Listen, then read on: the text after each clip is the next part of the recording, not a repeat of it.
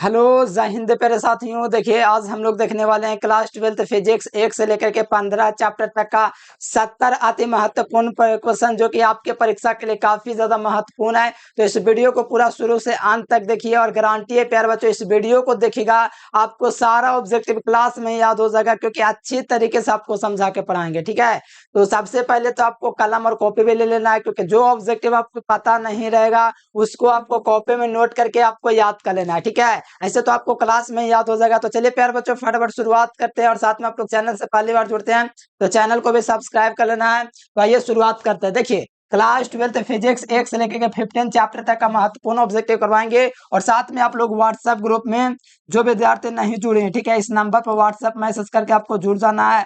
और मैसेज कीजिएगा तो यहाँ से एक लिंक जाएगा, उस पर क्लिक करके आपको जुड़ जाना है। ठीक है, और साथ में नोट्स भी हम आपको दे देंगे। ठीक है, तो चलिए प्यार बच्चों शुरुआत करते हैं। बस मेहनत से एकदम पूरे मन से आप बने रहे इस वीडियो में, एकदम गारंटी आपको याद हो जाएगा। ठीक है, तो चलिए शुरुआत करते हैं।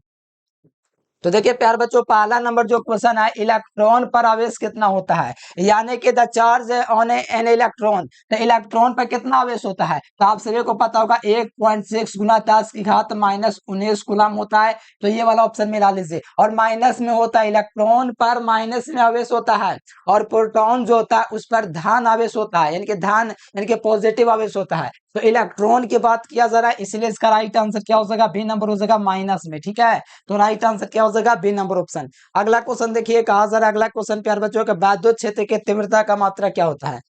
देखिए पहले बात तो आपको आंसर पहले से पता है, तो नीचे कमेंट बॉक्स में कमेंट करते चलिएगा। ठीक है, तो यहाँ पर देखिए कहा जा रहा है कि विद्युत क्षेत्र की तीव्रता का मात्रा क्या होता है। तो विद्युत क्षेत्र की तीव्रता का फॉर्मूला क्या होता है, E बराबर एफ बटे क्यू। तो एफ एफ बटे क्यू होता है, तब एफ का मतलब बल होता है, बल का मात्रक न्यूटन, आवेश का मात्रक कूलाम। तो न्यूटन बटा कूलाम कहाँ पर दिया गया है, तो न्यूटन बटा कूलाम कहीं पर नहीं दिया गया है। लेकिन एक और मात्रक होता है विद्युत क्षेत्र की तीव्रता का, वो होता है वोल्ट बटा मीटर। जैसे कि आप लोग पढ़े होंगे डीवी बाई डी आर विद्युत प्रवणता, तो उसी से एक और मात्रक इसका होता है वोल्ट बटा मीटर भी होता है विद्युत तीव्रता का। दो दो मात्रक होता है, दोनों आपको याद रखना, और काफी ज्यादा महत्वपूर्ण है, याद रखिएगा। ठीक है, चलिए अगला क्वेश्चन देखिए क्या है। देखो अगला क्वेश्चन कहा जा रहा है प्यार बच्चों, एक बिंदु आवेश के कारण विद्युत क्षेत्र के दूरी के साथ किस प्रकार बदलती है। देखिए यहाँ पर देखिएगा क्वेश्चन कहा जा रहा है, एक बिंदु आवेश के कारण, यानी कि एक बिंदु आवेश के कारण विद्युत क्षेत्र की तीव्रता के साथ किस प्रकार बदलती है। यानी कि फॉर्मूला अगर आपको पता होगा प्यार बच्चों, तो ये फॉर्मूला होता है विद्युत क्षेत्र की तीव्रता का, क्या होता है, विद्युत क्षेत्र की तीव्रता का ये फॉर्मूला होता है। यानी कि ये जो होता है समानुपाती होता है, ई का मतलब ये जो होता है समानुपाती होता है 1/r² का। तो ये वाला देखिए कौन सा ऑप्शन में दिया गया, फटाफट मिला लीजिए कहां पर दिया गया, 1/r² होगा, कहां पर है देख लीजिए। तीव्रता किस प्रकार बदलती है, तो 1/r² से बदलेगी, राइट आंसर यहाँ पर डी नंबर होगा। थोड़ा बढ़िया क्वेश्चन है तो इसको आपको याद रखना है। ठीक है, यानी कि विद्युत क्षेत्र की तीव्रता का फॉर्मूला बस आपको याद रखना ये वाला होता है, बाकी सब आपका क्लियर रहेगा। ठीक है, तो इतना आप लोग याद रखिए और अच्छे तरीके से आप लोग याद करते चलिए। नहीं पता रहता नीचे नोट कर लीजिए अपने कॉपी में, और बेहतर नंबर के लिए पढ़िए, नहीं कि 400 नंबर 425 नहीं, एकदम बोर्ड एग्जाम टॉपर लिस्ट ऐसा, क्योंकि इतना आसान आसान बोर्ड में क्वेश्चन पूछा जाता है जिसका कोई जवाब नहीं, इतना आसान पूछा जाता है। अगला देखिए अगला देखिएगा, तो विद्युत द्विध्रुव आघूर्ण एक सदिश राशि है। ठीक है, विद्युत द्विध्रुव आघूर्ण कौन सी राशि है, सदिश राशि होती है, इलेक्ट्रिक डाइपोल मोमेंट। तो इसका फिगर क्या होता है, तो सबको पता होगा -q से +q आवेश इसकी दिशा होती है, और इसके बीच की दूरी जो होती है प्यार बच्चों क्या होती है, इसके बीच की दूरी अल्प दूरी ट्यूबवेल होता है, क्या होता है, ट्यूबवेल होता है। यही ना होता है विद्युत ध्रुव, -q से +q इसकी दूरी होती है, और यह एक सदिश राशि होती है। कौन सी राशि होती है, सदिश राशि होती है। अगर मात्रक के बाद पूछेगा तो P बराबर Q × 12 फॉर्मूला होता है। देखो मैं बोलने लगूंगा, बकने लगूंगा तो बड़ी देर तक इस पर बोल सकता हूँ, लेकिन अभी आपको थोड़ा थोड़ा दे करके आपको पूरा हो जाएगा, यानी कि एक के बार दे देंगे तो कंफ्यूज हो जाएगा। आवेश का मात्रक कूलाम, लंबाई का मात्रक मीटर। फिर भी एक बार बोल देता हूँ इसकी परिभाषा, दोनों में से किसी एक आवेश का परिमाण और उसके लंबाई के गुणनफल को विद्युत ध्रुव गुण कहते हैं। विद्युत ध्रुव का दोनों में से किसी एक आवेश का परिमाण और उसके लंबाई के गुणनफल को विद्युत ध्रुव गुण कहते हैं। ऐसे यहाँ पर बस आपको इतने याद रखना है कि विद्युत गुण का मात्रक सदिश होता है, और सॉरी राशि सदिश होता है, इसका मान भी होता है, आगे देखेंगे अगर आएगा तब। अगला क्वेश्चन देखिए, विद्युत विभव का मात्रक क्या होता है। तो एकदम लोलीपॉप क्वेश्चन, इतना आसान क्वेश्चन की कोई जवाब नहीं है। इतना आसान क्वेश्चन है। विद्युत विभव का मात्रक क्या होता है? तो विभव का मात्रक न्यूटन तो होगा नहीं, क्योंकि बल का मात्रक न्यूटन होता है। कूलाम तो आवेश का मात्रक होगा, इसीलिए बे नंबर भी नहीं होगा। संधारित्र का मात्रक फैराडे होता है, ये भी नहीं होगा। तो राइट आंसर क्या हो जाएगा? वोल्ट हो जाएगा। ठीक है, वोल्ट किसका किसका मात्रक है? विद्युत विभव का मात्रक है, विभवांतर का मात्रक है, और विद्युत वाहक बल, तीनों का मात्रक क्या होता है? वोल्ट होता है, याद रखिएगा। अगला क्वेश्चन आइए। अगला क्वेश्चन देखना है कि एक संधारित्र में ऊर्जा किस रूप में संचित रहती है। देखिए, एक संधारित्र में ऊर्जा किस प्रकार से संचित रहती है? कुछ विद्यार्थी आवेश लगा देते हैं, लेकिन यहाँ पर जो संधारित्र ऊर्जा संचित रहती है विद्युत क्षेत्र के कारण रहती है, तब आवेश उसमें होता है। आवेश भी होता है, लेकिन संचित किस रूप में होता है? संचित किस रूप में होता है? विद्युत क्षेत्र के रूप में होता है इसमें ऊर्जा संचित संधारित्र में। लेकिन आवेश कुछ विद्यार्थी लगाते हैं, लेकिन नहीं, आवेश तो वे करता है, लेकिन किस रूप में संचित होता है? विद्युत क्षेत्र के रूप में संचित होता है, किसमें? संधारित्र में। ठीक है, तो ये आपको ध्यान में रखना है। और संधारित्र का मात्रक फैराड होता है, वो भी याद रखना है। अगला देख लीजिए, कहा जा रहा है कि समानांतर प्लेट संधारित्र के धारिता किस पे डिपेंड नहीं करती है। तो ये फार्मूला हम आपको बढ़िया से करवा देते मेरे प्यारे स्टूडेंट्स, अगर आपको पता होगा एकदम आप लोग लगा सकते हैं। देखिए, ये क्या दर्शाता है? तो ये आपका दर्शाता है दोस्तों माध्यम। ठीक है, क्या दर्शाता है? माध्यम। और ये आपका क्षेत्रफल दर्शाता है। देखिए, प्लेटों का क्षेत्रफल इस पे डिपेंड कर रहा है, इस पे क्या कर रहा है? डिपेंड कर रहा है। प्लेटों का क्षेत्रफल, क्षेत्रफल का मतलब क्षेत्रफल पर डिपेंड कर रहा है। प्लेटों के बीच का माध्यम, माध्यम कौन दिखाता है? एप्सिलॉन दिखाता है। एप्सिलॉन क्या दर्शाता है? ये माध्यम दर्शाता है। ये वाला भी दर्शाएगा, और ये वाला क्षेत्रफल भी दर्शाएगा, ये फार्मूले से। ठीक है, और डे प्लेट के बीच के दूरी को दर्शाएगा। यानी ये सब दर्शा रहा है, लेकिन प्लेटों का आकार नहीं दर्शाता है, क्योंकि सी बराबर फार्मूला यही ना होता है प्यार बच्चों। बताओ, यही फार्मूला मैं सिद्ध भी किया हूँ 5 नंबर के लिए, समानांतर प्लेट के लिए, यही फार्मूला। तो सी बराबर आपको पता है प्यार बच्चों क्या है? तो समानांतर प्लेट के संधारित्र की धारिता सी है। एप्सिलॉन नॉट क्या है? तो प्लेटों के बीच का माध्यम है। कैसा माध्यम है? कैसा माध्यम है?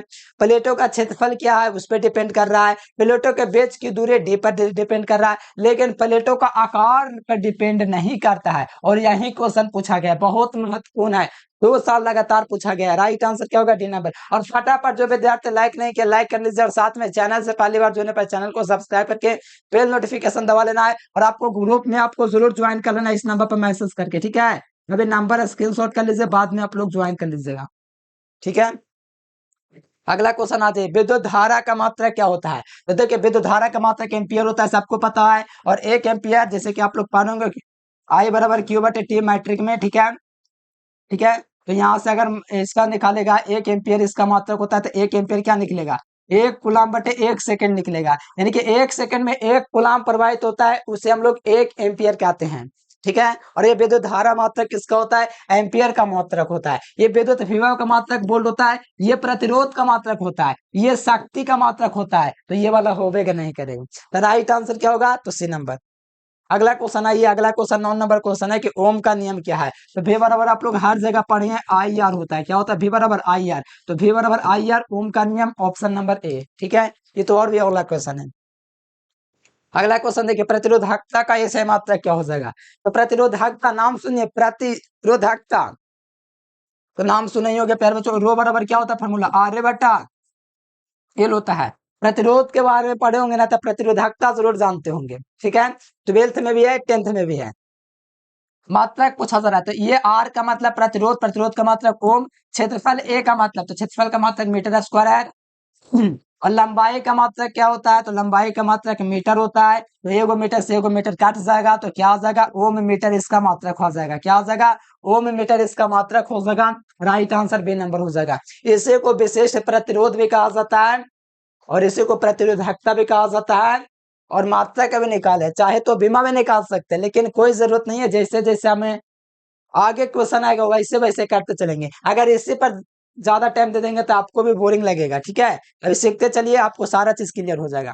देखिए, चुंबकीय क्षेत्र का मात्रक क्या होता है? तो चुंबकीय क्षेत्र का मात्रक क्या होता है? तो टेस्ला होता है। ठीक है, चुंबकीय फ्लक्स का क्या होता है? तो वेबर होता है। ये वाला नहीं होगा। एम्पियर मीटर, ये तो ध्रुव प्रबल का मात्रक होता है। किसका मात्रक होता है?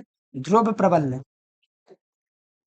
देखिए, रोज क्लास करेंगे तो याद हो जाएगा। ध्रुव प्रबल्य का मात्रक क्या होता है? एम्पियर मीटर होता है। ये वोल्ट मीटर किसका मात्रक होता है? विद्युत तीव्रता का मात्रक होता है। विभव प्रवणता का भी मात्रक होता है और साथ में विद्युत सामर्थ्य का भी मात्रक होता है। ठीक है, कौन? तो वोल्ट बटा मीटर, याद रखिएगा। ठीक है, बहुत महत्वपूर्ण क्वेश्चन है, इसलिए याद रखना है। Right answer A number. अगला क्वेश्चन है, अगला क्वेश्चन 12 नंबर क्वेश्चन है कि एक गतिमान आवेश उत्पन्न करता है। देखिए, ये स्थिर आवेश होता है, एक होता है कि स्थिर आवेश, वो केवल विद्युतीय क्षेत्र को उत्पन्न करता है। ध्यान से सुनिए, अगर आप कॉपी लेके पेन लेके बैठे हुए हैं तो आपको पहली बात तो नोट कर लेना है, नोट्स बना लेना है कि एक स्थिर आवेश केवल विद्युतीय क्षेत्र को उत्पन्न करता है और दूसरा में कि एक गतिमान आवेश जो होता है ना, ये विद्युतीय क्षेत्र और चुंबकीय क्षेत्र दोनों को उत्पन्न करता है। मतलब इसका सही जवाब जो होगा ना, दोनों चीज उत्पन्न करेगा। यानी कि जैसे कि आपको पता है कि क्लास 12 फिजिक्स में चैप्टर 4 से लेकर के चैप्टर 3 से लेकर चैप्टर 3 से लेकर 7 चैप्टर या 8 चैप्टर तक पढ़ेगा ना, वो गतिमान आवेश होता है। कौन सा आवेश? गतिमान आवेश होता है। सिर्फ इलेक्ट्रोस्टैटिक्स पहला चैप्टर और दूसरा चैप्टर है ना, उसमें रोका हुआ आवेश रहता है। बाकी 7 चैप्टर में गतिकारता आवेश होता है। तो ये सब विद्युतीय और चुंबकीय क्षेत्र दोनों उत्पन्न करता है, इसलिए आपको ध्यान रखना है। देखिए, बायो सवर्ट का नियम कितना बढ़िया से पढ़ाए हैं कि बायो सवर्ट तथा लाप्लास ने धारावाही चालक के अंदर छोटे से अल्पांश के कारण किसी बिंदु पर उत्पन्न चुंबकीय क्षेत्र के लिए एक नियम दिया। तो चुंबकीय क्षेत्र के लिए नियम आया, बायो सवर्ट का नियम किसके लिए आया? चुंबकीय क्षेत्र के लिए आया। फॉर्मूला किसी को याद है तो देख लीजिए प्यार बच्चों, क्या होता है बताइए। म्यू नॉट बटे 4 पाए आए डीएल साइन थीटा बट्टा में आर स्क्वायर होता है, यही ना फॉर्मूला होता है, बताइए। अरे भाई कोई दिक्कत नहीं है, बस आप लोग रिवीजन के तौर पर देखते चलिए, बाकी सब मैं क्लियर कर दूंगा। मेहनत से पहले बोर्ड एग्जाम में तबाही मचाना है। अगला क्वेश्चन आ जाओ, 14 नंबर क्वेश्चन के एक चुंबक के चारों, देखिए कोई चुंबक होता है, मान लीजिए चुंबक है, ठीक है, चुंबक है, ठीक है, इसका नॉर्थ पोल है और इधर में होता है साउथ पोल। ठीक है, ये चुंबक से पता है कि उत्तरी ध्रुव से निकल के दक्षिणी ध्रुव पर जाता है, इस प्रकार से निकलता है, इसी प्रकार से नहीं निकलता है, चुंबकीय बल रेखाएं तो इस प्रकार से निकल रहा है। ठीक है, इस प्रकार जा रहा है। ठीक है, इस प्रकार से जाता है। तो आपको याद रखना, चुंबकीय बल रेखा की जो दिशा होती है वो कैसी होती है? साउथ से नॉर्थ। लेकिन चुंबक के अंदर जो इसकी दिशा होती है कैसी होती है? साउथ से नॉर्थ होता है। लेकिन यहाँ पर आपको ये बात याद रखना है कि चुंबकीय बल रेखाओं की दिशा उत्तरी ध्रुव से दक्षिणी ध्रुव की ओर होती है। अगर मिस्टेक हुआ होगा तो सुधार लीजिएगा। उत्तरी ध्रुव से दक्षिणी ध्रुव की ओर होती है, लेकिन चुंबक के अंदर जो होता है साउथ से नॉर्थ होता है। इसी प्रकार ना चल रहा है तो इस प्रकार से निकल रहा है, देखिए तो इस प्रकार से निकल रहा है, इसी प्रकार। ठीक है, तो यहाँ से उत्तरी से दक्षिणी हो जाएगा, राइट आंसर ये नंबर, ध्यान रखिएगा। अगला क्वेश्चन आ जाए, पृथ्वी का चुंबकीय क्षेत्र के लिए लगभग मान कितना होता है? पृथ्वी का चुंबकीय क्षेत्र जो होता है लगभग कितना मान होता है पृथ्वी का चुंबकीय क्षेत्र का? तो 10 की घात -5 टेस्ला होता है। ऑप्शन नंबर ए, बहुत महत्वपूर्ण क्वेश्चन है ये 2022 में आया था कि पृथ्वी के चुंबकीय क्षेत्र के लिए वेव हेक्टर, वेव सदिश का जो मान होता है कितना होता है? तो 10 की घात -5 टेस्ला होता है। अति महत्वपूर्ण क्वेश्चन है। अगला क्वेश्चन देखिए, एक अनुचुंबकीय पदार्थ की चुंबकशीलता की अपेक्षक चुंबकशीलता होती कितनी है? पहले बात, अपेक्षक चुंबकशीलता होता क्या है? जैसे कि आप लोग विद्युतशीलता पढ़े होंगे तो आपको तो पता ही होगा।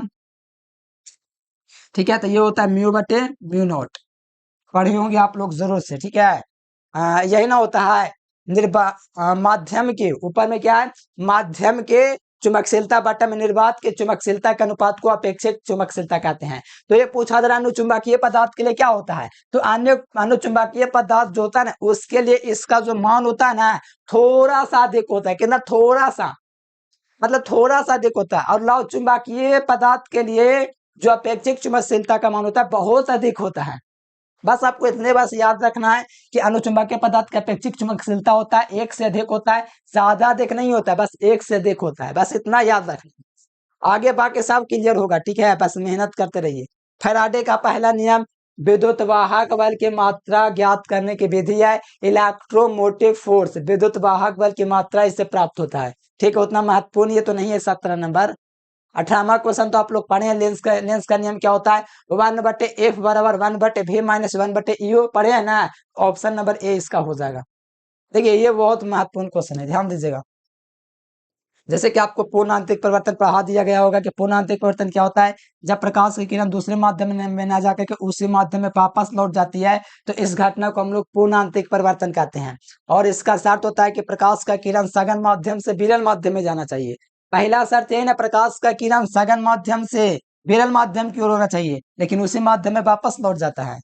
ठीक है, तो सघन माध्यम से विरल माध्यम में जाना चाहिए। सघन का मतलब होता है जल, ठीक है, विरल का मतलब होता है वायु, यानी कि जल से वायु में जाना चाहिए। तो देखिए जल से वायु कहाँ पर लिखा हुआ है, जल से वायु में जाना चाहिए, तो ऑप्शन नंबर क्या हो जाएगा, बे इसका सही जवाब हो जाएगा। कितना महत्वपूर्ण क्वेश्चन है, एकदम आसान भी तो है, तो याद रखिएगा। एक उत्तल लेंस की फोकस दूरी धनात्मक होती है और अवतल की ऋणात्मक। अगला क्वेश्चन देखिए, वायुमंडलीय अपवर्तन का कारण क्या है। वायुमंडलीय जो अपवर्तन हो रहा है वो किसके कारण से हो रहा है, ठीक है। वायुमंडलीय अपवर्तन का कारण होता है तारों का टिमटिमाना, ये सबसे बढ़िया उदाहरण है। इंद्रधनुष ये तो आपका हो गया वन विक्षेपण, पूर्ण आंतरिक तो होगा, परछाई भी नहीं बनना, वो भी नहीं होगा। बे नंबर ऑप्शन सही होगा। देखो फ्रेंज की चौड़ाई का व्यंजक जैसा कि मैंने आपको करवाया है, ठीक है। फ्रेंज की चौड़ाई में हमको पता था कि एक प्रकाश स्रोत होता था इसके पास में, इस प्रकार से होता था, फिर ये वाला जो होता था इस प्रकार से पर्दे से जाकर के मिलता था, इस प्रकार से जाके पर्दे पर मिलता था। तो इससे क्या सिद्ध होता था, यंग के द्विच्छेद्र का प्रयोग से सिद्ध हुआ था, प्रकाश का जो व्यतिकरण है वही सिद्ध हुआ था। ये 5 नंबर में ये व्यंजक हम आपको करवाए थे, बहुत महत्वपूर्ण था। मैंने बोला था कि बोर्ड एग्जाम में एकदम पूछेगा, ये व्यंजक कर लो, ठीक है। तो बहुत महत्वपूर्ण है एकदम परीक्षा के लिए। तो आप लोग को अच्छे तरीके से और मेहनत करना और मेहनत करते रहना है, क्योंकि मेहनत करते रहेगा तभी बोर्ड एग्जाम में बेहतर नंबर आएंगे। अगर आप मेहनत कर दे शुरू में फिर लास्ट में मेहनत नहीं किए तो आपका पूरा पढ़ा पढ़ा चौपट हो जाएगा। और हर चीज को एक बार में क्लियर कर लीजिए, फिर बाद में रिवीजन कीजिएगा, तो आपको खुद ब खुद आपको समझ में आ जाएगा जल्दी से, ठीक है। अगर आप पहली बार सीखिए और उसको आप घर पे किए ही नहीं, तो महागधा की श्रेणी में आप लोग हैं, ठीक है।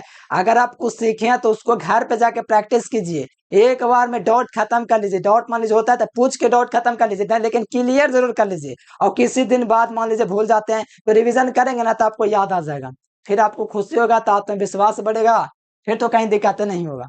फिर दिक्कत होगा फिर पूछना है, ऑप्शन डी इसका होगा। प्रकाश के ध्रुवन में सिद्ध हुआ कि प्रकाश क्या एक अनुप्रस्थ रंग है। क्या प्रकाश एक अनुप्रस्थ रंग है, ठीक है। प्रकाश जो होता है एक प्रकार का कण भी है, एक तरंग भी है, ठीक है। तो प्रकाश के ध्रुवन से सिद्ध होता है प्रकाश क्या है, अनुप्रस्थ रंग है, ऑप्शन नंबर ए। अगला देख लीजिए, मैक्सवेल के समीकरण से हमको विद्युत चुम्बकीय तरंगों की जानकारी मिल जाती है, तो ऑप्शन नंबर ए हो जाएगा, मैक्सवेल के समीकरण से। अगला क्वेश्चन देखिए, विद्युत चुम्बकीय तरंगे होती है, तो विद्युत चुम्बकीय तरंग जो होती है अनुप्रस्थ तरंग होती है। विद्युत चुम्बकीय तरंग क्या होती है, तो विद्युत चुम्बकीय तरंग उन तरंगों को कहते हैं जिसमें विद्युतीय और चुंबकीय तरंग एक दूसरे के लंबवत गति करते हैं। मान लीजिए ये विद्युतीय तरंग है और मान लीजिए चुंबकीय तरंग इस प्रकार से जा रहा है, ये हो गया कौन सा तरंग, चुंबकीय तरंग। तो विद्युत चुम्बकीय तरंग उन तरंगों के कहते हैं जिसमें विद्युत और चुंबकीय तरंग एक दूसरे के क्या करे, लंबवत गति करे। लंबवत गति कर रहा है ना, इसी को हम लोग कहते हैं विद्युत चुम्बकीय तरंगे, ठीक है। और ये विद्युत चुम्बकीय तरंगे अनुप्रस्थ तरंग होती है, ठीक है। अगला आ जाइए, 26 नंबर क्वेश्चन। 27 नंबर है कि प्रकाश वर्ष किसका मात्रक होता है, तो प्रकाश वर्ष जो होता है दूरी का मात्रक होता है, दूरी का मात्रक मीटर होता है। प्रकाश वर्ष का मात्रक दूरी होता है, दूरी का मात्रक मीटर होता है। और एक प्रकाश वर्ष का जो मान होता है कितना होता है, 9.46 गुना 10 की घात 15 मीटर, ये होता है एक प्रकाश वर्ष का मान। और एक प्रकाश वर्ष की परिभाषा होता है कि निर्वात में एक वर्ष में तय की गई दूरी को एक प्रकाश वर्ष कहते हैं, एक लाइट ईयर कहते हैं, ठीक है। ये भी याद रखना है, ऑप्शन क्या हो जाएगा, बे विल बी करेक्ट आंसर। अगला अगला क्वेश्चन देखिए, फोटोन का विराम द्रव्यमान कितना होता है। देखो फोटोन का विराम द्रव्यमान एक होता है प्रोटॉन, प्रोटॉन का तो पहले चैप्टर में पढ़े होंगे, कितना होता है 1.6 गुना 10 की घात -27 केजी। ये प्रोटॉन का होता है, लेकिन हमसे फोटोन पूछा जा रहा है, तो फोटोन का विराम द्रव्यमान 0 होता है, कितना होता है 0 होता है। और ये इलेक्ट्रॉन का द्रव्यमान है, किसका द्रव्यमान है, ये आपका इलेक्ट्रॉन का द्रव्यमान है। तो हमसे क्या पूछा जा रहा है, प्रोटॉन पूछा जा रहा है, प्रोटॉन का विराम द्रव्यमान 0 होता है, ठीक है, कोई दिक्कत नहीं। अगला क्वेश्चन आ जाइए, 28 नंबर क्वेश्चन के बाद 29 नंबर है कि प्लांक नियतांक का मान कितना होता है। पहली बात, प्लांक नियतांक होता क्या है, तो एक प्रकार का कांस्टेंट है जिसका मान जो है इस 11th में भी है। इसका जो मान होता है 6.62 गुना 10 की घात -34 जूल सेकंड होता है, ठीक है, यही होता है प्लांक नियतांक का मान। तो देखिए यहाँ पर थोड़ा 3 दे दिया तो कोई दिक्कत नहीं है, यही वाला ऑप्शन चलेगा, ठीक है। और जूल सेकंड क्यों होता है, क्योंकि प्लांक नियतांक का फॉर्मूला होता है ऊर्जा बटे आवृत्ति, ठीक है। और ऊर्जा का मात्रक जूल होता है और आवृत्ति का इतना होता है, तो यहाँ से कट जाता है, तो जूल सेकंड यहाँ से आपका मात्रक निकल जाता है प्लांक नियतांक। मॉडर्न फिजिक्स का बहुत महत्वपूर्ण क्वेश्चन है।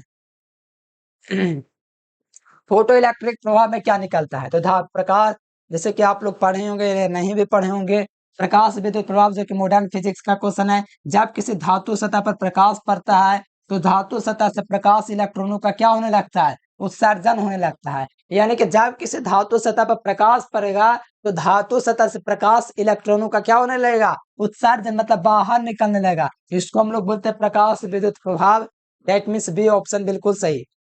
अगला क्वेश्चन देखिए, अगला क्वेश्चन कहा जा रहा है 29 नंबर क्वेश्चन कि एलसीआर परिपथ में ऊर्जा का क्षय किस रूप में होता है। तो एलसीआर परिपथ में ऊर्जा का क्षय प्रतिरोधक के रूप में होता है। इतना बार बताएं और इतना बार आपको नोट्स में दिया है कि क्या ही बताया जाए, बताइए। 29 तो 30 दो बार आ गया।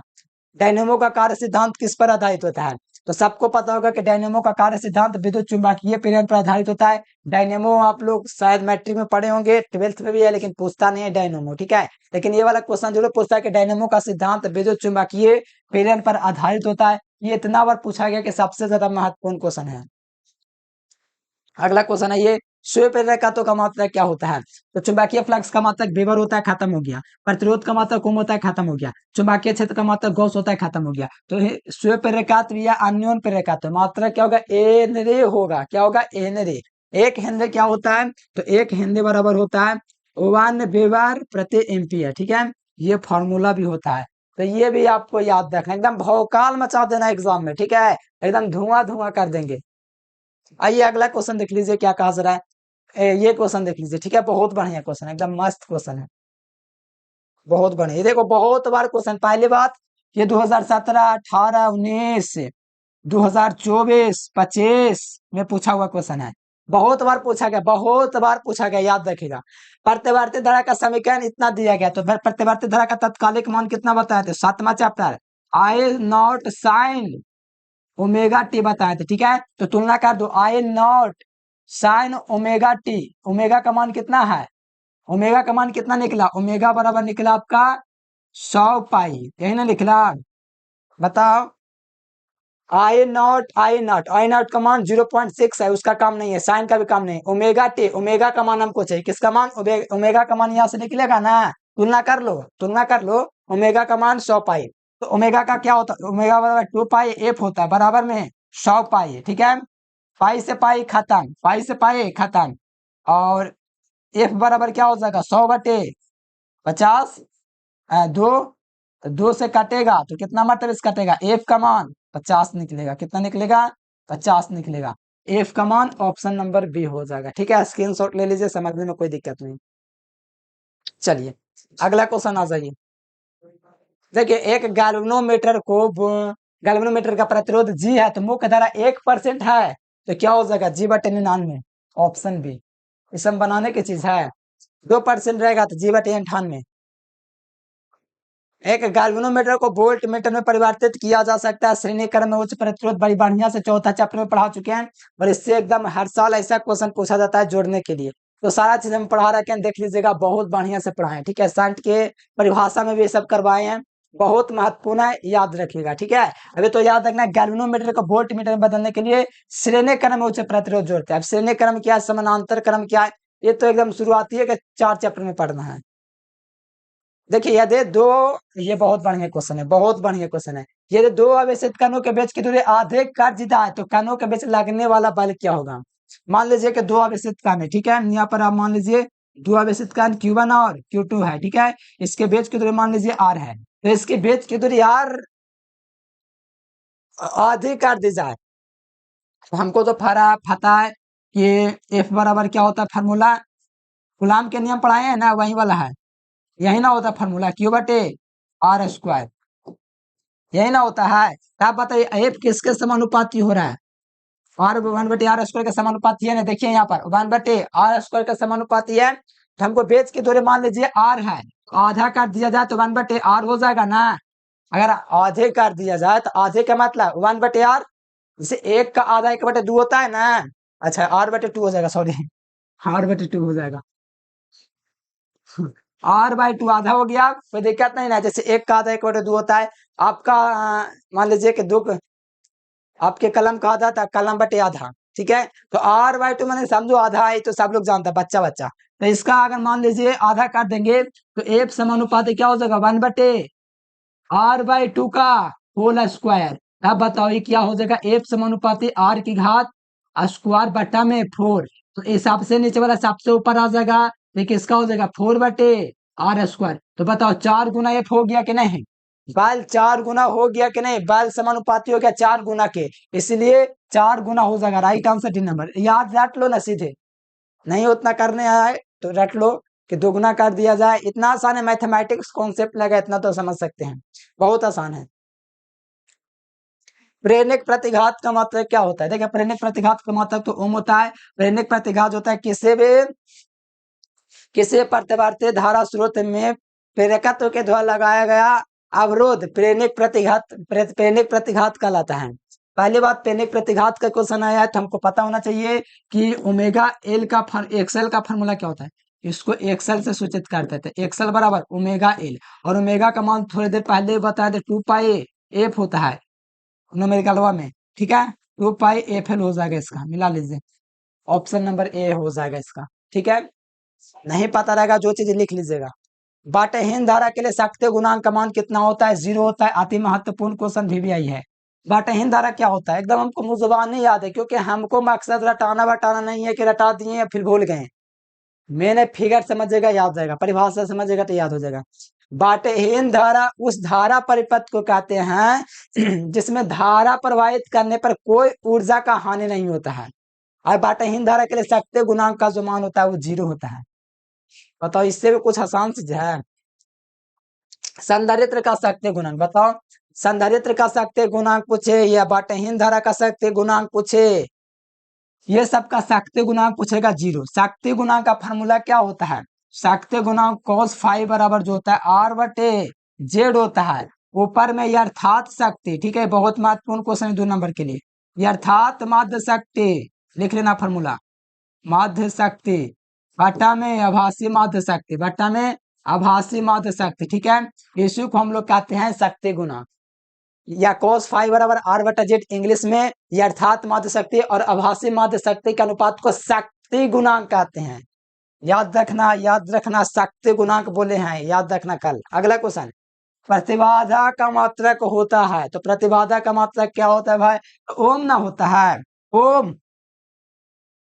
ऐसा अगर ओम दे देगा तो काम चलेगा, ठीक है, नहीं, ये तो चल गए हैं धार्मिक में।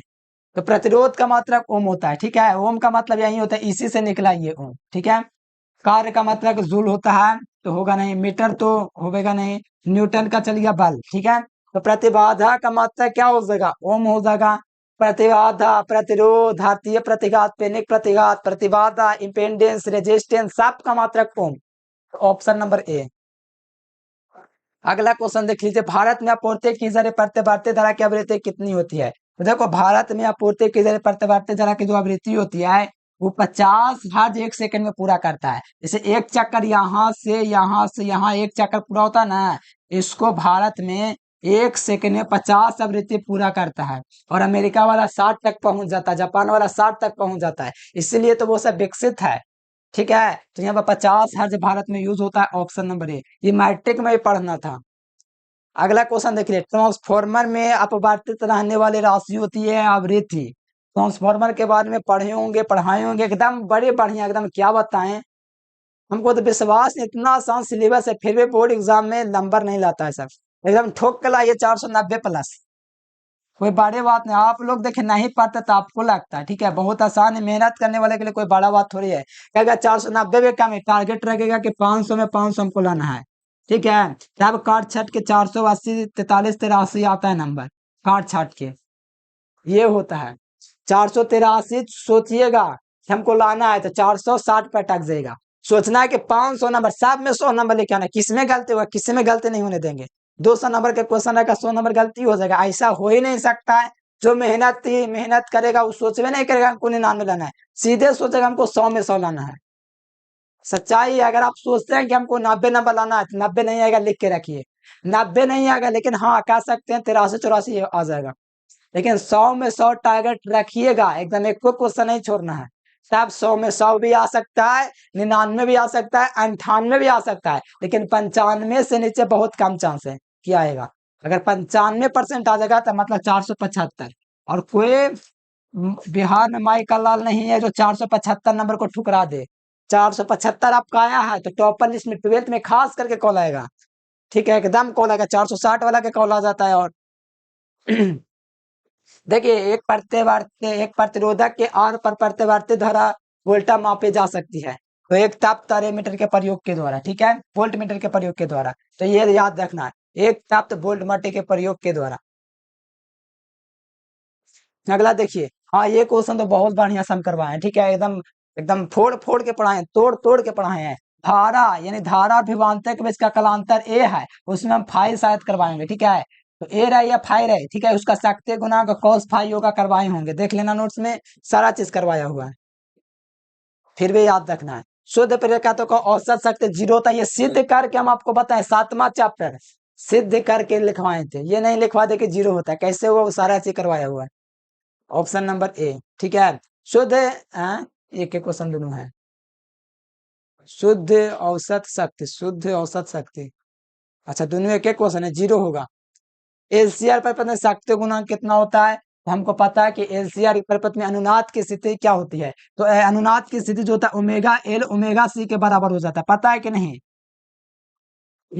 अनुनाद, विद्युतीय अनुनाद क्या है, पढ़ाए है ना, कि जब धारतीय प्रतिघात प्रेरक प्रतिघात के बराबर हो जाए, धारतीय प्रतिघात प्रेरक प्रतिघात के बराबर हो जाए, किसके बराबर हो जाए, धारतीय प्रतिघात के बराबर हो जाए, तो इसका फॉर्मूला होता है एक्सल का ओमेगा एल, जो प्रेरक प्रतिघात होता है, और इसका क्या होता है 1/ओमेगा सी। ऐसा कंडीशन में जो होता है ना, इसका शक्ति गुणांक भाई एक होता है, क्या होता है, एक होता है, याद रखेगा, बहुत महत्वपूर्ण क्वेश्चन है, ये बहुत ज्यादा महत्वपूर्ण है। मैं क्या बताऊं, एकदम ये क्वेश्चन आज तक नहीं आया है, लेकिन कल के दिन 2026-27 में छपेगा, तो सब लोग कहेगा कि मेरा क्वेश्चन लड़ गया, लेकिन इस क्वेश्चन को काउंट नहीं करेगा, जबकि हम क्वेश्चन को पहले ही काउंट करेंगे। किसी ईयर में पूछेगा ये जरूर, अभी तक नहीं पूछा है, नया क्वेश्चन है, लेकिन मैं कहता हूँ पक्का पूछेगा। किसी क्वेश्चन बैंक से तैयार किया हुआ नहीं है, कोई गाइड से तैयार किया हुआ नहीं है, मेरा तैयार किया हुआ क्वेश्चन है, ठीक है। और मैं 100% गारंटी रखता हूँ कि अगले 10 साल में किसी न किसी ईयर में पूछेगा, हो सकता है 2026 में पूछ दे, ये बात याद रखेगा, कोई भी क्वेश्चन बैंक में क्वेश्चन पहली बात मिलेगा ही नहीं। Right answer D number.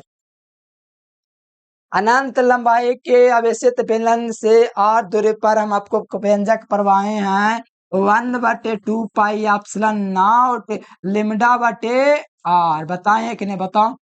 ये व्यंजक पिछला बार 5 नंबर में पूछे थे, बेलन के लिए, पता होगा तो बना दिए होंगे, नहीं पता है बड़ी दिक्कत हो रहा होगा, बताइए, बेलन वाला बताए थे व्यंजक, तो उसी का व्यंजक है, तो आपको पता होगा, नहीं पता तो बड़ी दिक्कत की बात है। अनंत लंबाई का आवेशित चालक है, देख लीजिए, आर दूरी पर विद्युत क्षेत्र की तीव्रता, आर दूरी पर इसके विद्युत क्षेत्र की तीव्रता का व्यंजक प्राप्त करना है, तो प्राप्त एकदम बढ़िया से, एकदम छोटा क्वेश्चन है, तो कैसे किसका समानुपाती हो रहा है, तो 1/r के समानुपाती हो रहा है, इसमें से 1/r ना निकलेगा, बताओ। तो समानुपाती ना पूछा जा रहा है, व्युत्क्रमानुपाती थोड़ी पूछा जा रहा है कि आर हो जाएगा, समानुपाती पूछा जा रहा है, ठीक है। तो समानुपाती में 1/r होता है, व्युत्क्रमानुपाती में आर होता है सिर्फ, तो राइट आंसर बी नंबर। किसी संधारित्र की धारिता निर्भर नहीं करती है, अभी हम फॉर्मूला करवाए थे, सी बराबर ये करवाए थे नहीं है ना, फॉर्मूला करवाए थे, तो ऑप्शन क्या हो जाएगा, प्लेटो के आवेश पर निर्भर नहीं कर रहा है, देखो ये माध्यम कहाँ गया, प्लेटो का माध्यम वाला, अरे माध्यम यहाँ पर छूट गया, ठीक है। यहाँ पर राइट आंसर होगा क्या चाहिए, तो याद रखना आवेश पर, डी नंबर, बहुत बार पूछा गया है। विद्युत विभव एक अदिश राशि, पता ना कि electric potential is a scalar quantity, इस यूनिट बाय वोल्ट। अगला, समविभव पृष्ठ के दो बिंदुओं के बीच का विभवांतर शून्य होता है, वैसा तल जिसके प्रत्येक बिंदु पर विद्युतीय विभव का मान समान हो समविभव तल कहलाता है, वैसा तल जिसके प्रत्येक बिंदु पर विद्युतीय विभव का मान समान हो, तो वैसे तल को हम लोग समविभव तल कहते हैं। प्रत्येक बिंदु पर निकालेगा ना विद्युत विभव का मान, तो समान होगा, यानी समविभव तल में दो बिंदुओं के बीच का विभवांतर क्या होता है, 0 होता है, ऑप्शन नंबर ए हो जाएगा, ठीक है। अगला क्वेश्चन देख लीजिए। पृथ्वी का विद्युत विभव 0 माना जाता है। कितना बढ़िया क्वेश्चन है, मैट्रिक आ गया। पृथ्वी का चुंबकीय गुण हमको पता है कि 8.80 गुना 10 की घात 8.80 गुना 10 की घात -22 जूल प्रति टेस्ला जो होता है, ये होता है चुंबकीय घूर्ण। ठीक है, चुंबकीय घूर्ण का मतलब क्या होता है, एम्पियर मीटर स्क्वायर भी होता है और साथ में जूल प्रति टेस्ला भी होता है।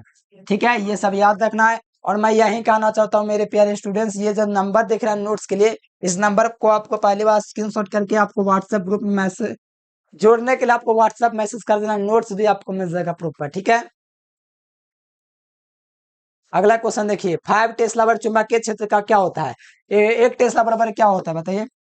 एक टेस्ला बराबर 1 वेबर बटे मीटर स्क्वायर होता है। तो इसको 5 से गुना कर दीजिए, तो 5 गुना 1 बटे weber metre square. Option number A. अगला देखिए, चुंबकशीलता के लिए कौन सा सही है। तो चुंबकशीलता म्यू बराबर क्या होता है, म्यू बराबर वी बटे एच होता है। चुंबकीय क्षेत्र बटा में चुंबकीय तीव्रता, यही ना फॉर्मूला होता है बताइए। तो ऑप्शन नंबर क्या हो जाएगा, बी हो जाएगा। और हमको पता है चुंबकीय क्षेत्र बटे चुंबकीय तीव्रता होता है, और चुंबकीय क्षेत्र की तीव्रता का कितना मात्रक होता है, बहुत सारा होता है। यानी टेस्ला भी होता है, एक टेस्ला बराबर 1 वेबर बटे मीटर स्क्वायर भी होता है। क्या बताए, इतना सारा बढ़िया क्वेश्चन है। ये सब मात्रक होता था, ये सब मात्रक निकाल के निकालेगा तो और बड़े सारा मात्रक निकलेगा। चुंबकीय तीव्रता का मात्रक एम्पियर बटे मीटर, ये भी निकलेगा। इतने सारा मात्रा के निकलता है कि कोई लिमिट नहीं है। ठीक है, फार्मूला हो जाएगा बी बटे एच, ऑप्शन नंबर सी। चुंबक के ज्यामितीय लंबाई एलजी और एलएम में क्या संबंध है। तो चुंबक के ज्यामितीय लंबाई एलएम और एलजी में यही संबंध है कि ये एलजी जो होता है 5/6 गुना छोटा होता है एलजी से। ठीक है, तो यहाँ पर ये क्वेश्चन याद रखिएगा। किसी जगह पर नमन कोण tan डेल्टा हो तो डेल्टा भी बटे बीच, यही ना होगा। किसी जगह पर नमन कोण हो तो tan डेल्टा का मान भी वाई बी एच होता है। तो ऑप्शन क्या होना चाहिए, ए होना चाहिए कि नहीं, एकदम होना चाहिए। ठीक है, अगला क्वेश्चन देखिए। ताप के बढ़ने पर परावैद्युतांक के का मान हमेशा याद रखना है आपको, घटता है। क्या बनेगा, ताप बढ़ने पर परावैद्युतांक का मतलब कांस्टेंट, इसका के का मान बढ़ेगा तो इसका मान घटेगा। ऑप्शन नंबर बी हो जाएगा। इस क्वेश्चन को मैं क्या नाम दूं, ठीक है, इसका तो मुझे लगता है ए होना चाहिए, बी होना चाहिए, बताइए।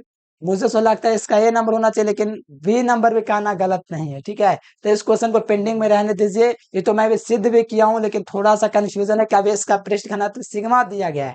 ऐसे तो ये वाला व्यंजक है, ये वाला व्यंजक है, तो दोनों में से कोई एक ही अभी रखिए। इस क्वेश्चन को पेंडिंग में रखते हैं।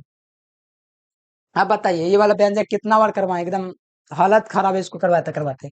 अक्षीय देखिए दुगना होता है निराक्षीय से, वो अक्षीय का फॉर्मूला नहीं है, तब तो बड़ी दिक्कत है आप लोगों के लिए। ठीक है, इतना बार मैं करवाया हूं कि हमको क्या बताएं। ऐसे होता है सर। ठीक है, समानुपाती ये होता है म्यू नॉट बटे 4 पाई, सिद्ध करवाए किए, देख लीजिएगा यही आवेगा, देख लीजिएगा यहाँ से प्यारे स्टूडेंट। ये कट जाएगा, ये कट जाएगा, ये कट जाएगा, ये कट जाएगा, ये कट जाएगा, ये कट जाएगा, 2:1 बचेगा। ऑप्शन नंबर क्या हो जाएगा, बी हो जाएगा। ये व्यंजक में पूछे थे 5 नंबर में। निकेल क्या होता था, निकेल आपका लौह चुंबकीय पदार्थ होता है, तो बी नंबर हो जाएगा। निकेल क्या होता है, लौह चुंबकीय। शैथिल्य क्या होता है, लौह चुंबकीय। कोबाल्ट क्या होता है, लौह चुंबकीय। डोमेन क्या होता है, लौह चुंबकीय। लोहा क्या होता है, लौह चुंबकीय। तो राइट आंसर बी नंबर। प्रति चुंबकीय में जल हो गया, बेंजीन हो गया, NaCl हो गया।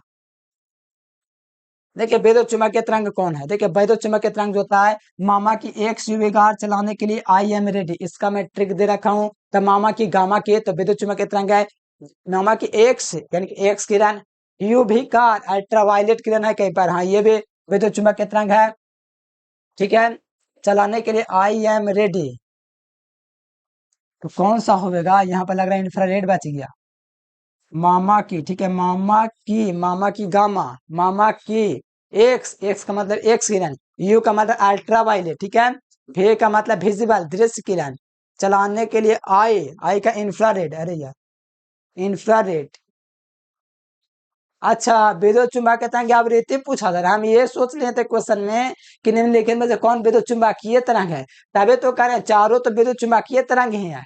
लेकिन यहाँ पर आवृत्ति सबसे अधिक किसका होता है, तो आवृत्ति उसी का सबसे अधिक होता है जिसका तरंग दैर्घ्य सबसे कम होता है। तो सबसे कम तरंग दैर्घ्य गामा किरण का होता है, मतलब इसकी आवृत्ति सबसे अधिक होगा। ठीक है, थोड़ा याद रखेगा हमेशा, क्वेश्चन ध्यान पूर्वक पढ़ना, चाहे आप बोर्ड एग्जाम दे रहे हैं या टेस्ट दे रहे हैं, कहीं पर है क्वेश्चन ध्यान पूर्वक पढ़ना, इतना कॉन्फिडेंस नहीं पालना है, ठीक है। क्वेश्चन ध्यान पूर्वक पढ़ना। हम तो पढ़े नहीं, चलिए कि विद्युत चुम्बकीय तरंग कौन है से चेक करने लगे, टाइम निकल गया 2 मिनट ऐसा ही। गामा किरण होगा, क्योंकि सबसे ज्यादा आवृत्ति उसी का होता है जिसका तरंग दैर्ध्य सबसे कम होता है, गामा किरण। अब बताइए, ये क्वेश्चन ऐसा अगर आता है संपर्क में रखा हो तो इसका फॉर्मूला होता है 1/F बराबर 1/F प्लस 1/F2। अगर मान लीजिए फोकस, मान लीजिए प्यार बच्चों एफ एफ ही ले लें, दोनों का समान है, तो 1 प्लस एफ, तो एफ लघुत्तम क्या हो जाएगा, लघुत्तम हो जाएगा 1/F, तो यहाँ पर लघुत्तम हो जाएगा आपका क्या हो जाएगा, एफ लघुत्तम हो जाएगा, हमको पता है एफ लघुत्तम हो जाएगा, तो 1 + 1 क्या हो जाएगा, 2 हो जाएगा, तो 2/F, ठीक है। तो इसका ऐसे 2F निकलेगा, ठीक है, इसको अभी रहने दीजिए। F1 माने कि F2 माने, अभी छोड़ दीजिए, इसका ऐसे 2F निकलेगा, ठीक है, फॉर्मूला लगा लीजिएगा। जब पानी की सतह पर तेल की बूंद जाती है तो रंगीन दिखाई देता है, ये हम बताएं था प्रकाश के व्यतिकरण के कारण होता है। आप लोग का प्रयोग किए होंगे, आपको याद नहीं, आप पूरे खाए होंगे, खाना खाए होंगे, तेल वाला चीज खाए होंगे, पानी में जाते होंगे तो पानी रंगीन दिखाई देता है, वो प्रकाश के व्यतिकरण के कारण होता है। किसके कारण, प्रकाश के व्यतिकरण। अब प्रकाश का व्यतिकरण क्या होता है, क्या बताएं, इतना आसान है कि शर्म बढ़ता है बोलने में, छोड़ दे। देखिए, जब एक ही तरंगदैर्घ्य के प्रकाश के दो तरंगे एक ही दिशा में समान रूप से किसी बिंदु पर अध्यारोपित होता है तो उसी को हम लोग कहते हैं प्रकाश का व्यतिकरण। यानी समान आवृत्ति और समान तरंगदैर्घ्य होना चाहिए, सब कुछ समान होना चाहिए, दो तरंग खाली होना चाहिए, यह अनुप्रस्थ होता है। कितना आसान क्वेश्चन है। खगोलीय दूरदर्शी में काल्पनिक और उल्टा प्रतिबिंब बनता है, और काल्पनिक और सीधा सरल सूक्ष्मदर्शी में बनता है, और मानव रेटिना द्वारा बनता है प्रतिबिंब वास्तविक और उल्टा। मानव रेटिना द्वारा वास्तविक और उल्टा, सरल द्वारा काल्पनिक और सीधा, काल्पनिक और उल्टा बनता है खगोलीय द्वारा। चयनात्मक शोषण द्वारा पोलराइड को अध्रुवित प्रकाश को ध्रुवित किया जाता है, ये तो क्वार्ट्ज या क्रिस्टल, ये तो होगा नहीं, ठीक है। जब स्रोत और पर्दे के बीच की दूरी बढ़ा दी जाती है तो फ्रिंज की चौड़ाई क्या होती है, तो बी बराबर फॉर्मूला ये होता है डे लैम्डा बटे स्मॉल डे। बताइए फ्रिंज की चौड़ाई कौन होता है, जब स्रोत और पर्दे, स्रोत जैसे ये वाला होता है, स्रोत इधर में पर्दा होता है, स्रोत यहाँ से ऐसे होता है तो ये यहाँ मिलता है जाके, तो स्रोत और पर्दे के बीच की जोड़ी होती है बढ़ा दी जाए, पर्दे के बीच कोई कैपिटल डी होता है, ये बढ़ा दी जाए तो फ्रिंज की चौड़ाई क्या होती है, तो समानुपाती ना हो रहा है, देखिए तो बेस समानुपाती डे करवाए हैं कि फ्रिंज की चौड़ाई उसके पर्दे और प्रकाश स्रोत के बीच की दूरी के समानुपाती होता है, मतलब इसके फ्रिंज की चौड़ाई बढ़ाएंगे तो उसके चौड़ाई भी बढ़ेगी, ठीक है। ऑप्शन है, कितना आसान है, बस समानुपाती है तो बढ़ जाएगा, बस और क्या करना है। शिथिल प्रदर्शित करता है तो लौह चुंबकीय पदार्थ प्रदर्शित करता है तो बी नंबर हो जाएगा, ठीक है। अगला क्वेश्चन देखिए, रायले के किरणित प्रकाश में ये लैम्डा के घात 4 के व्युत्क्रमानुपाती होता है, आए व्युत्क्रमानुपाती लैम्डा के घात 4। ये आते महत्वपूर्ण क्वेश्चन, वीवीआई क्वेश्चन है, याद रख लो, एकदम महा वीवीआई क्वेश्चन है, महा वीवीआई। ऑप्टिकल फाइबर के सिद्धांत पर कार्य करती है, तो टोटल इंटरनल रिफ्लेक्शन पर आधारित होती है ऑप्टिकल फाइबर, ठीक है। ऑप्टिकल फाइबर क्या पढ़ा दी है। प्रकाश की तीव्रता का व्युत्क्रम बल का नियम पालन करता है बिंदुवत स्रोत के लिए, मतलब प्रकाश की तीव्रता समानुपाती होती है, मतलब प्रकाश की तीव्रता समानुपाती बिंदु स्रोत के लिए ही होती है, ठीक है। तो ऑप्शन ए याद रखना है। लेंस का नियम ऊर्जा संरक्षण सिद्धांत पर आधारित होता है, विद्युत चुम्बकीय प्रेरण के कारण किसी कुंडली में प्रेरित धारा की दिशा इस प्रकार होती है कि उस कारण का विरोध करते हैं जिस कारण से उत्पन्न होता है, इससे ही लेंस का नियम कहा जाता है। सब फिगर में है, फिगर जिसको पता है ना मेरे प्यारे लाल, एकदम बोर्ड एग्जाम में एकदम धुआं धुआं कर देगा, ठीक है। इस प्रकार से अगर फिगर याद है, बाकी तो आगे हम करवाएंगे, बस मेहनत से पढ़ते रहिए। धातु का बने किसी गोलक को चुंबकीय क्षेत्र में दोलन कराने से यह अवबंधित हो जाएगा, ठीक है। तो ऑप्शन नंबर बी क्या हो जाएगा, ऑप्शन नंबर बी हो जाएगा। एक ताप तारे मीटर मापता पढ़ते बढ़ते धारा का मूल्य औसत वर्गमान, ऑप्शन नंबर सी, ठीक है। ठीक है प्यारे स्टूडेंट, तो इतना क्वेश्चन था, तो उम्मीद है आप लोग मेहनत से पढ़ रहे होंगे, ठीक है प्यारे बच्चों। और आपको मैं यही कहना चाहूंगा, जो विद्यार्थी नोट्स नहीं लिया तो इस नंबर पर मैसेज करके आप लोग को नोट्स ले लेना है ऑल सब्जेक्ट का, ठीक है। तो ये नंबर आप प्यारे स्टूडेंट्स, इसी नंबर पर आपको व्हाट्सएप मैसेज करना है और साथ में आपको व्हाट्सएप ग्रुप में भी जुड़ जाना है। और यही कहना चाहते हैं, मेहनत से पढ़िए, बोर्ड एग्जाम में तबाही मचा दीजिए। तो चलिए प्यारे बच्चों, आज के लिए फिलहाल इतना ही। Thanks for watching this video. जय हिंद, वंदे मातरम।